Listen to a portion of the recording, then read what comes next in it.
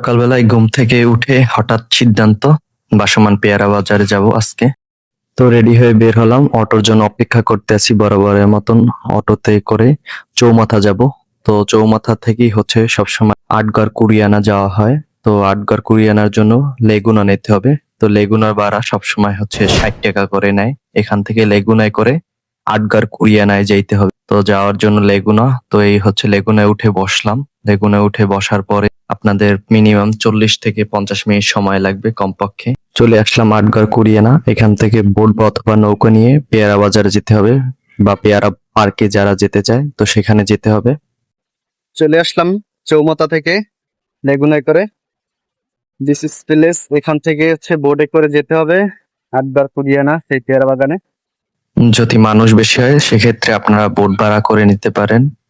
তো বোটে ভাড়া হচ্ছে 1200 টাকা কিংবা 1100 টাকা, আর নৌকার ভাড়া 700 কিংবা 800 টাকা করে পড়ে। তো এই ওঠার পরে হচ্ছে আমাদের বোটটা ছেড়ে দিল সেই আটগড় কুরিয়ানা পেয়ারা বাজারের উদ্দেশ্যে, বা বলা যায় পেয়ারা বাগানের উদ্দেশ্যে।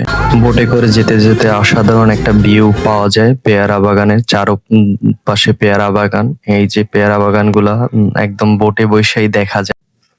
এই প্লেসটি হচ্ছে পেয়ারা বাজার, যেখানে ভাসমান পেয়ারা বাজার বসে। নৌকায় করে বিভিন্ন দূর দূরান্ত থেকে লোকজন আসে এখানে পেয়ারা কিনতে।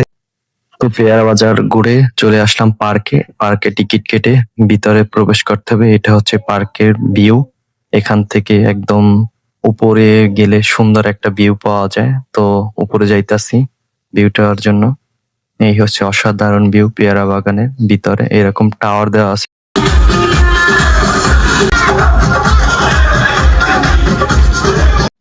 তো পেয়ারা বাগানে আসছি, তো পেয়ারা না কিনলে হয় এরকম জুড়িতে আপনারা পেয়ারা পাবেন। এক এক জুড়ি হচ্ছে 100 টাকা নেয় অথবা 80 টাকা নেয়। তো এরকম খালের ভিতরে নৌকোয় নিয়ে নিয়ে পেয়ারা বিক্রি করে। তো পেয়ারাগুলো অসাধারণ ছিল, খুবই মজাদার ছিল।